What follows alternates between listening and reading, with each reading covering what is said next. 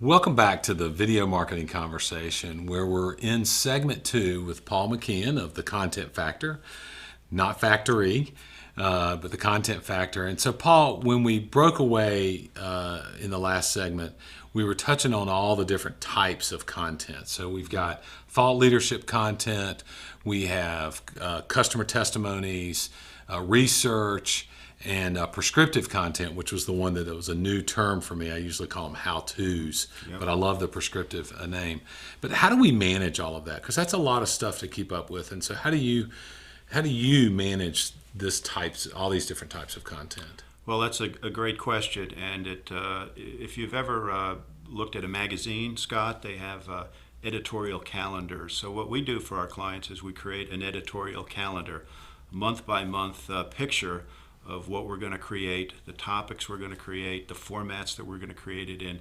And we manage that editorial calendar just like you would manage a television station or a magazine with hard deadlines and resources. And that's really the only way I know to get the content out in a regular way, is to basically build an editorial calendar. So in doing that, how far out do you typically go? I mean, what is the norm? We typically go out a couple quarters. We found it unrealistic to build one a year out. So much changes. So we'll usually keep it a couple quarters, and many of the items will be fixed. We'll plan the topics up front, but we always leave a few holes for opportunistic type things. Something may appear in the news that you may want to react to, or you may have a competitive situation or an industry thing you have to react to quickly. So we'll always leave these holes for opportunistic, quick reacting type things. But typically, it's a month-by-month editorial calendar that looks out a couple of quarters. So clients are producing 1, 2, 3, certain number of pieces a month.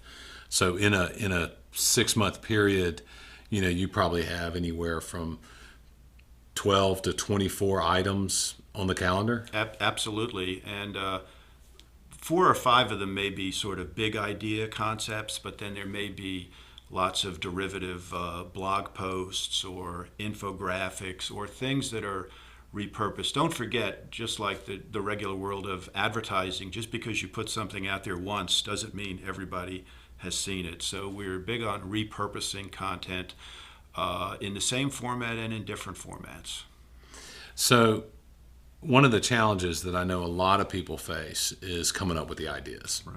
So how do you overcome that, or how do you, as a professional who does this for all your clients, how do you guys create that process? Well, that's a little bit where our agency background comes into play.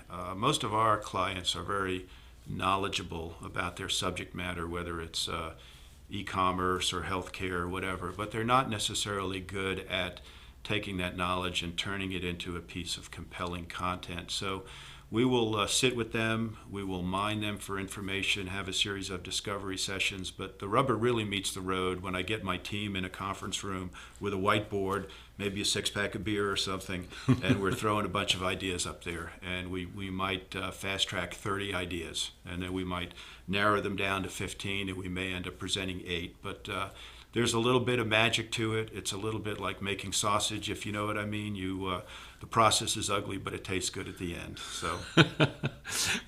So, I think one of the things that's a challenge that a lot of us face is actually getting the creative juices going. And so, you mentioned earlier that you guys would like talk to customers, potentially talk to thought leaders within the company, and then you said sales. So why is it so important to hear the sales perspective? Well, sales is on the front line, so it's important to hear the sales perspective. And frequently what we're probing with the salespeople is not how great their products are or why they win, but we're probing why they lose, because what we're really trying to do is overcome those challenges through content marketing. So we're very interested in, is it that people don't understand their products, or the industry has moved away, whatever. If we can better understand why they lose, we can create better content. All right, so we're running out of time, and you've got some other appointments to go to, I know. So Thank you very much for taking the time, Paul, to be with us. But leave us with a couple of key things. If there were some takeaways that you really want our audience to hear, what would those takeaways be? Give us two or three key things. Well, I think we touched on the fact that think like a magazine publisher, have a schedule, have an audience in mind.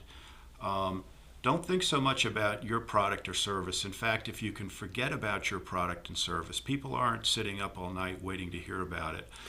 Put yourself in your prospect or your customer's shoes. And then finally, there used to be an acronym that we've all heard, KISS. Keep it simple, stupid. The new acronym is KISS. Keep it shareable, stupid. Make sure that it's in a format that people can pass around, that it's interesting, that it's funny, that it carries some emotion. Because the real value is what people do with your content and how they use it and how they put it out to other people. Paul, that's a great tie-in. Please share this. There's a button right on the screen. Actually, there's a couple that you can click to share this with other people. We appreciate you watching. You can get the Content Factors information right here on the screen as well. And Paul, thank you again for your time, and thank you for tuning in. This is the Video Marketing Conversation.